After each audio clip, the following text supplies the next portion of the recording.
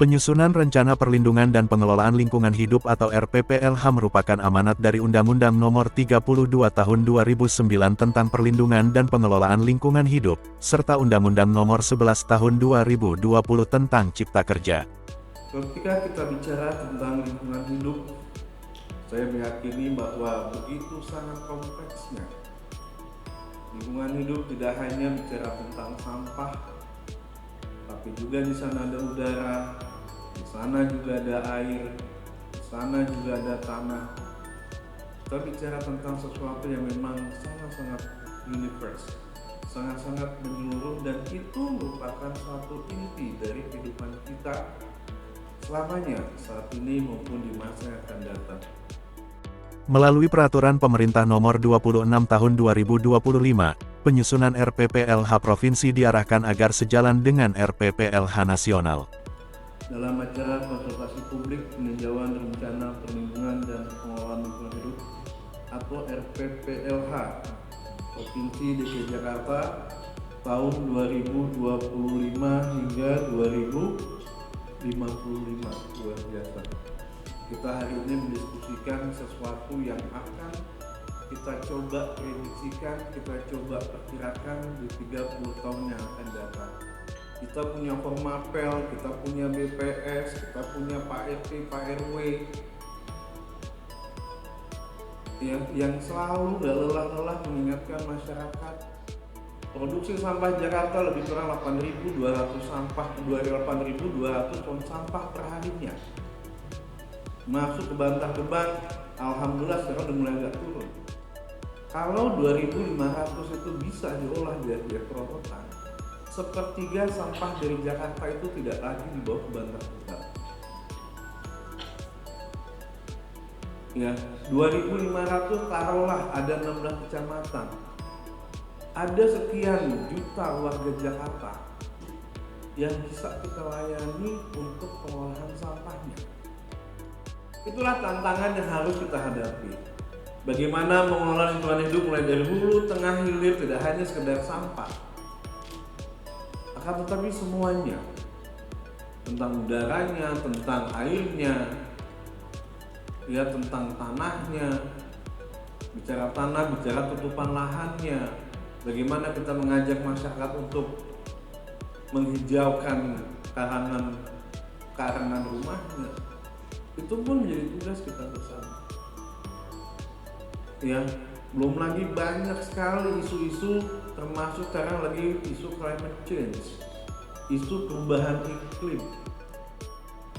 Makanya saya sangat-sangat berharap pada konsultasi publik peninjauan rencana perlindungan dan pengelolaan lingkungan hidup RPPLH ini, apalagi kita bicara 2025 hingga 2055, jangan dipandang sebagai sesuatu yang memang sekedar diskusi gak jelas.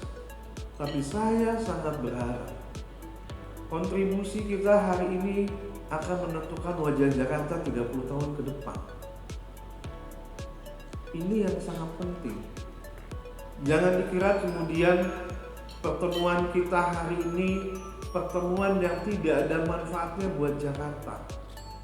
Itulah harapan saya, dan mudah-mudahan sekali lagi saya mengajak Bapak Ibu sekalian untuk tidak lelah, untuk terus semangat bersama kami. Bagaimana kita melakukan perencanaan, bagaimana kita melakukan aksi untuk melakukan perlindungan dan pengelolaan lingkungan hidup di DKI Jakarta ini. Mungkin itu saja yang bisa saya sampaikan. Dengan mengucapkan Bismillahirrahmanirrahim, konsultasi publik peninjauan rencana perlindungan dan pengelolaan lingkungan hidup dengan ini saya buka. Selamat mengikuti konsultasi publik. Sekali lagi kami mengucapkan banyak terima kasih kepada seluruh hadirin yang hadir, baik yang online maupun offline. Semoga kegiatan hari ini dapat berjalan dengan baik dan memberikan manfaat bagi kita semua, serta dapat menjadi media diskusi untuk perumusan visi dan strategi DKI Jakarta dalam mewujudkan pembangunan berkelanjutan, pembangunan yang tidak mengurangi hak generasi mendatang, untuk memperoleh lingkungan yang tetap lestari. Terima kasih. Lebih kurangnya saya mohon maaf. Wabillahi taufiq wal hidayah. Wassalamualaikum warahmatullahi wabarakatuh. RPPLH memuat visi, skenario, serta strategi perlindungan dan pengelolaan lingkungan yang dituangkan dalam 4 rencana utama. Pemanfaatan dan pencadangan sumber daya alam, pemeliharaan dan perlindungan kualitas lingkungan, pengendalian, pemantauan, serta pelestarian sumber daya alam, serta adaptasi dan mitigasi perubahan iklim. Sebagai bagian dari proses penyusunan, pemerintah Provinsi DKI Jakarta menyelenggarakan konsultasi publik RPPLH pada tanggal 13 November tahun 2025.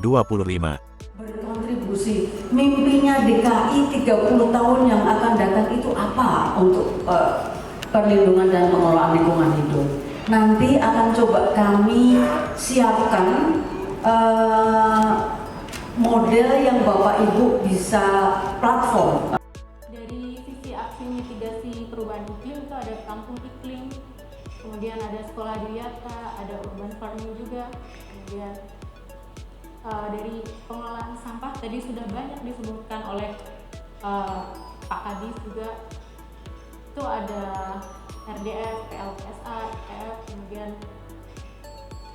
kerjasama kelola sampah dengan swasta atau warga itu juga sudah ada. Kemudian pembangunan TPS 3R, bank sampah dan digitalisasi platform pengelolaan sampah seperti Imalgot dan Pesat.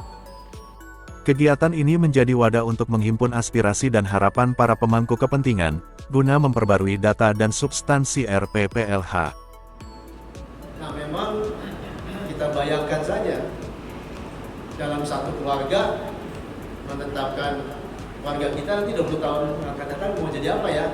Itu antara bapak, ibu, dan anak seringkali tidak sama.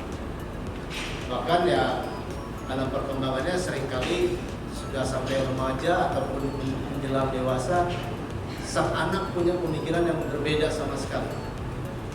Jadi ini memang tidak mudah. Nah, ini kalau sulitnya itu karena pendapat itu bisa beraneka ragam dan dipengaruhi oleh berbagai perkembangan yang ada.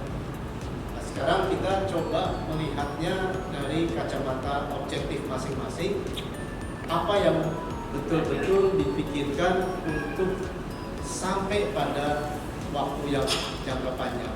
Jakarta ke depan itu seperti apa? Dengan terselenggaranya konsultasi publik dan FGD pendalaman RPPLH, diharapkan lahir dokumen yang komprehensif, inklusif, dan berorientasi masa depan. Sebagai wujud komitmen bersama untuk menjaga kualitas lingkungan hidup, mendukung pembangunan berkelanjutan, dan mewujudkan Jakarta yang lestari, tangguh, serta layak huni bagi generasi kini dan mendatang.